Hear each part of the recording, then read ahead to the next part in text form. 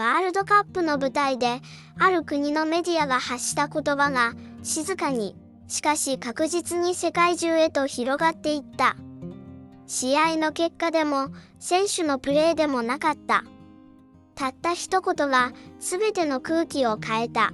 2026年の FIFA ワールドカップ北中米大会に向けた予選シリーズ、あるいは本大会をめぐる報道の中で、中国の一部メディアが日本代表チームに対して侮辱的な表現を使用したと国際的に報じられた。その言葉は最低という評価にとどまらず、日本という国そのもの、あるいは日本のサッカー文化を貶めるような内容を含んでいたとされる。具体的な表現の詳細は複数の海外メディアによって取り上げられ、サッカーファン、スポーツジャーナリスト、そして一般の SNS ユーザーたちの間で急速に拡散した。中国サッカー代表は長年、アジアの強豪として期待されながら、ワールドカップ本大会への出場は2002年の韓日大会の一度にとどまっている。その後の予選では繰り返しグループ突破に失敗し、アジア内での競争力という観点から国際的な注目を集めることが少なくなっていた。一方で日本代表は2022年カタール大会でドイツとスペインという優勝経験国を破り、グループステージを首位で通過してベスト16に進出した。その実績は、アジアサッカーにおける日本の立ち位置を世界に改めて示す結果となった。こうした競技実績の差が背景にある中で、中国メディアの一部が発した表現は、多くの人々にとって単なる批評を超えたものとして受け取られた。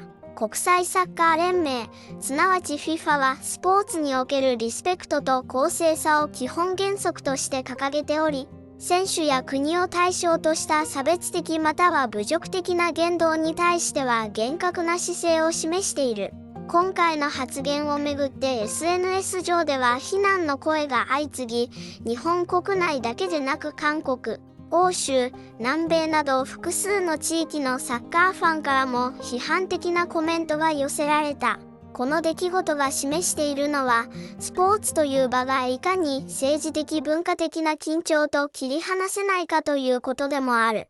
日中間には歴史的に複雑な関係があり、スポーツの場においてもその影響が表面化することは過去にもあった。今回のような発言が国際的な非難を受けるとき、問われているのは単一のメディアの姿勢だけではない。報道倫理、スポーツ外交、そして言葉が持つ力という、より大きなテーマが浮かび上がってくる。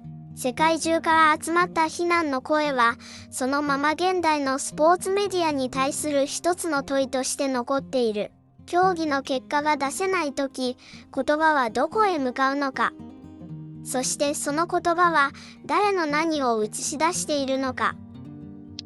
Okay, so I'll be honest with you. Losing on the pitch is one thing, but losing with your words is an entirely different thing.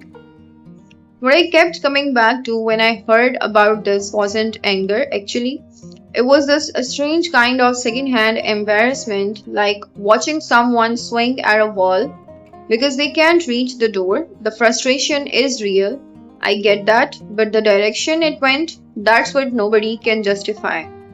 Japan's position in world football right now isn't an opinion, it's documented. Germany, Spain, a group stage exit that looked more like a statement than a stumble, and that is just one tournament. The entire infrastructure, the youth academies, the J League, the pipeline of players going abroad and actually contributing at the highest level, all of it built deliberately over decades with patience that didn't ask for outside validation.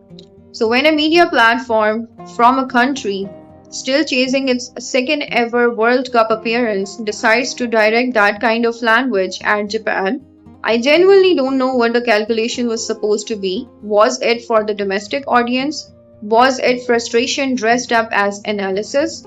Because internationally it did not read as either, it read as noise, and the world responded exactly like that.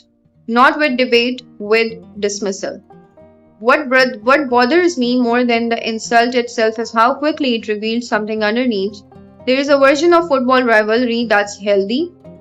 It pushes you, it makes the competition mean something.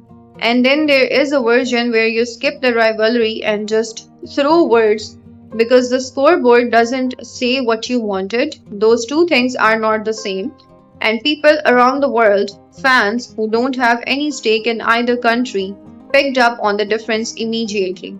I've watched a lot of international football discourse spiral into territory that helps nobody, but this felt different because of the scale of the reaction. It wasn't just Japan fans pushing back, it was a broader response that basically said, this doesn't belong in the sport. That kind of unified reaction across languages, across fan bases, is actually rare. Usually, these things fragment along national lines. This one didn't. And I think that is the part worth sitting with.